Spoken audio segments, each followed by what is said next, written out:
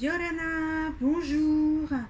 Je vous retrouve pour l'oracle de l'équinoxe qui a lieu aujourd'hui dimanche 20 mars à 5h33 en Polynésie française et 16h33 en France. Alors c'est un portail, ça c'était l'heure de l'équinoxe, l'heure astrologique et le portail. Nous rentrons dans une période, en tous les cas pour l'hémisphère sud, nous rentrons dans une période où les jours vont raccourcir, la végétation va s'assécher, l'air va devenir plus léger, bref, c'est l'hiver austral. Alors, nous allons voir ce que ces cartes nous annoncent. On va commencer avec une première carte qui nous parle de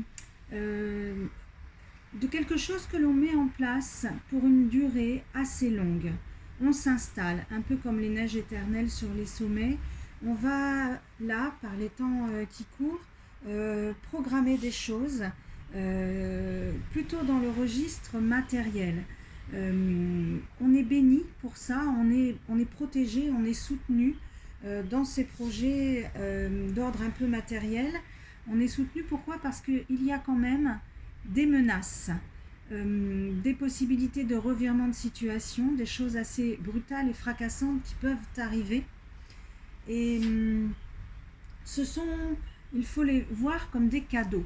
Ce sont des opportunités d'évolution, des renouveaux. Ça, c'est la carte du nouvel an chinois. C'est le démarrage de quelque chose. Et en effet, aujourd'hui, ce jour d'équinoxe, on est bien dans le nouvel an astrologique.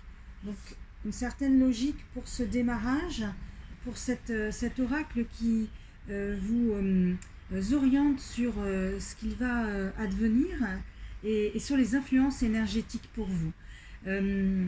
C'est une carte qui nous parle d'équilibre entre le yin et le yang. Évidemment, aujourd'hui, c'est le jour où la durée de la nuit et la durée du jour sont égales. On parle bien d'équilibre. Alors, équilibre entre la spiritualité, les aspects invisibles, ce que le monde des êtres de lumière peut nous apporter, et la matérialité, c'était les premières cartes. Donc, intéressant ce rappel d'équilibrer et peut-être de faire attention, d'apporter plus d'attention au monde invisible autant qu'au monde matériel pour une réconciliation, pour une alliance en fait avec vous-même et avec les éléments de la nature qui vous insufflent ces idées. Encore une carte sur l'équilibre, plus le yin, le yang, le masculin, le féminin, une reconnexion intérieure aussi consacrée à vos polarités féminines, vos polarités masculines. Alors, je demandais un peu si on pouvait avoir des précisions sur les différents domaines encore, ou sur... là, c'est la carte Joker. C'est un peu pour vous signifier que ça concerne chacun d'entre vous, mais les interprétations sont directement liées au sujet du jour qui vous préoccupe, sachant que vous planifiez, projetez, organisez pour une longue durée. C'est quand même l'équinoxe et un mouvement astrologique qui arrive 2 fois dans l'année. On parle d'association avec quelqu'un.